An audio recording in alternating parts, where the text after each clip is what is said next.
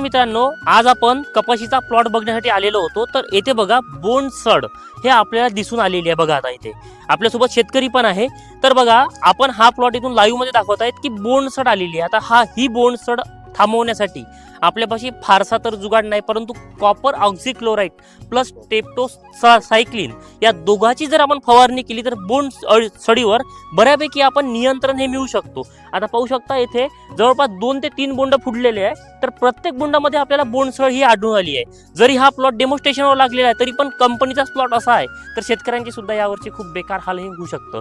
तर तुमच्या शेतामध्ये हा येण्या अगोदर कॉपर ऑक्झिक्लोराइड म्हणजे ब्लू कॉपर आणि टेप्टोसाइक्लिन या दोघांची फवारणी केल्यामुळे बऱ्यापैकी याच्यावर नियंत्रण मिळू शकतं। तर आपल्यासोबत आता शेतकरी पण आहे। तर तुम्हाला शेतकऱ्यांनी आपल्याला ही व्हेरायटी दाखवली किंवा ही समस्या दाखवली, तेच समस्येवर आपण व्हिडिओ हा बनवत आहे। तर तुमच्या शेतामध्ये जर अशा प्रकारची समस्या असेल तर तुम्ही दोन कॉम्बिनेशन करून